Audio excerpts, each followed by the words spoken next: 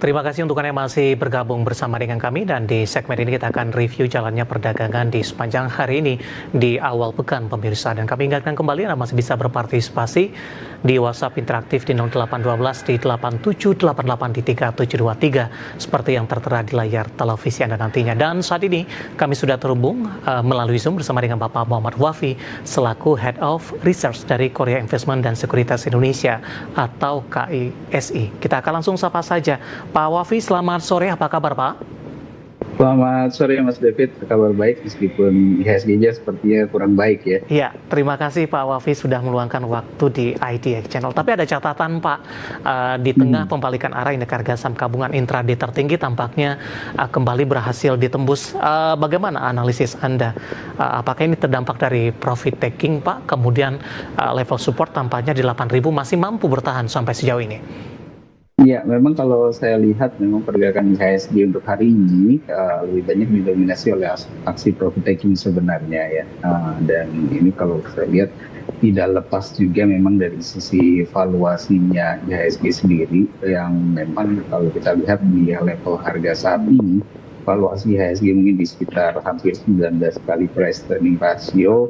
Itu praktis memang menjadi valuasi salah satu yang termahal mungkin ya di Asia Tenggara saat ini. Jadi wajar kemudian investor banyak melakukan aksi profit taking juga. Dan kalau saya lihat memang ya di sisi lain investor juga lebih banyak mengkaji juga atau mencerna terkait dengan kebijakan dari Bank Sentral yang baru terjadi di minggu lalu terkait dengan penurunan BI rate dan juga Fed rate itu sendiri.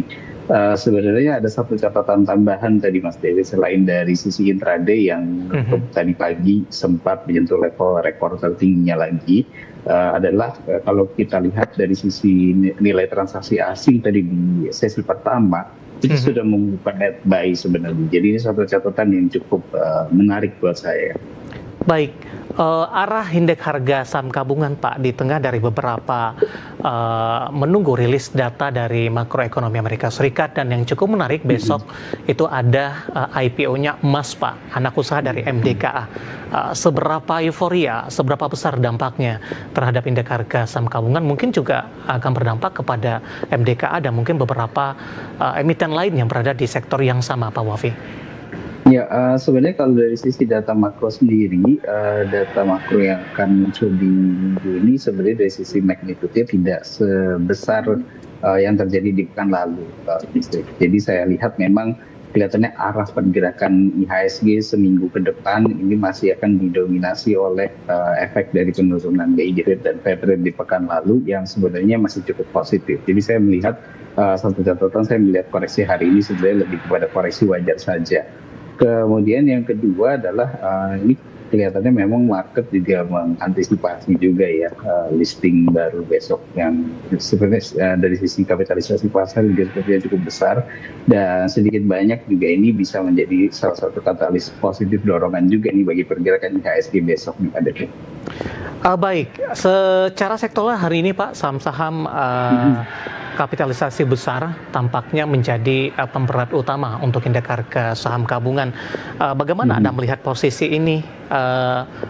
Apakah memang berlaku juga profit taking terjadi kepada saham-saham kapitalisasi besar ini setelah menopang dari indeks harga saham gabungan terutama di sesi pertama pada pagi tadi kemudian rata-rata berbalik melemah terutama memasuki perdagangan di sesi kedua?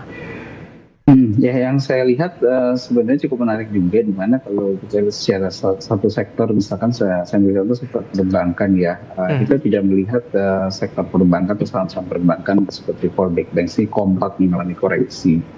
Di satu sisi kita lihat memang ada seperti BRI yang turun cukup dalam dan ada BTN juga, namun di sisi lain kita lihat seperti Bank Mandiri itu masih mencatatkan kenaikan. Jadi saya melihat di sini ada rotasi sektoral yang masih terjadi di sektor-sektor yang memang secara kapitalisasi pasar cukup besar, sektor yang menopang pergerakan IHSG yang ini menunjukkan sebenarnya investor ini hanya melakukan rotasi sektoral, switching sektoral saja. Ya. Di satu sisi mungkin merealize potential profit yang sudah didapatkan. Kan kalau kita lihat juga sebenarnya dalam beberapa pekan terakhir seperti BRI, BTN juga mengalami kenaikan harga saham sudah cukup signifikan juga, sehingga memang bisa menarik investor untuk merealize profitnya terlebih dahulu. Di sisi lain kalau kita lihat seperti Bank Mandiri secara valuasi masih relatif cukup murah, masih lagi. Oke, kita akan coba ulas salah satunya Pak. BBRI hari ini melemah paling dalam di atas 3%, namun di penutupan sesi kedua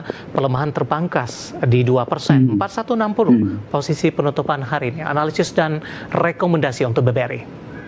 Ya, kalau kita lihat memang secara pergerakan harga untuk BRI, koreksi yang terjadi ini masih koreksi cukup wajar ya, dan memang potensi koreksi saya lihat masih ada, paling tidak kembali menuju ke level sekitar 4.050. Itu adalah support dari bullish channelnya itu sendiri untuk BBRI. Jadi lebih disarankan memang jika ingin entry lebih di sekitar level 4.050 untuk BBRI. Sementara untuk level resistennya sendiri saat ini masih terdekat ada di level 4250. Secara tren sebenarnya BBRI ini sudah masih bertahan di dalam fase bullishnya. Baik. Di luar dari perbankan big cap yang hari ini menjadi pemeran utama indeks harga saham gabungan, beberapa saham hari ini melaju cukup kencang Pak dari Prayogo Pangestu, meskipun Brent tertekan, kemudian juga saham-saham emiten rokok. Nah, emiten rokok cukup menarik Pak, di tengah beberapa sentimen yang berkembang sampai sejauh ini, meskipun ada beberapa sentimen secara fundamental masih menekan dari sektor ini. Kita ke HMSP Pak, kebetulan ada dua penanya yang menanyakan. Yang pertama, HMSP ditanyakan oleh, saya akan coba cek terlebih dahulu. Saya akan coba cek ini. Tadi ada dua penanya Pak untuk HMSP. Bapak Victor dari Malang, HMSP hari ini ARA, apakah masih layak beli tidak? Kemudian HMSP juga ditanyakan, saya akan coba cek juga ini. Ya. Tapi langsung saja kita jawab Pak untuk HMSP. Saya sambil mencari pertanyaan selanjutnya dari siapa, karena hari ini cukup banyak. Saya mencoba untuk men-scroll ke atas dan ke bawah ini Pak. Silakan untuk HMSP Pak dengan catatan penguatan hari ini. Iya, kalau kita lihat kenaikan hari ini cukup signifikan. Sebenarnya ini membuat saham HMSP ini rawan terkoreksi sebenarnya. Ada potensi koreksi teknikal terlebih dahulu. Saya sarankan mungkin untuk kalau jika ingin entry, dan disarankan di sekitar level 750 sampai dengan 720 itu adalah area support untuk HMSP. Secara tren saham ini sudah masuk ke dalam fase bullish. Apakah masih bisa mengalami kenaikan? Masih ada, saya lihat, karena memang secara valuasi bisa dibilang meskipun di harga penutupan hari ini 8.800, sebenarnya valuasinya masih relatif cukup murah dibandingkan dengan historisnya, di sekitar 22 kali price earning ratio, hampir 3,7 kali price to book value. Secara historis rata-rata HMSP ini diperdagangkan di sekitar 33 kali price earning ratio dengan rata-rata book value-nya di sekitar 4 kali. Jadi secara fundamental sebenarnya masih ada potensi kenaikan untuk HMSP, namun secara teknikal jangka pendek saya lihat masih ada potensi koreksi terlebih dahulu karena kenaikan 2 hari terakhir ini sudah cukup signifikan. Baik, tadi ada Pak Awin dari Pangkal Pinang sebenarnya, baru ingin masuk, direkomendasikan tidak Pak? Iya, tadi di sekitar level 750 sampai dengan 720. Oke, baik. Area entry. Ya, tunggu koreksi terlebih dahulu. Kenaikan hari ini sudah signifikan di 22,14%, ditutup di level 800, dan lagi-lagi keputusan investasi tetap ada di tangan pemirsa ITX Channel. Pak Wafi, menarik, kita akan jeda terlebih dahulu. Nanti kita akan coba lihat saham-saham pilihan apa saja yang Anda rekomendasikan, dan pemirsa kami akan segera kembali sesaat lagi.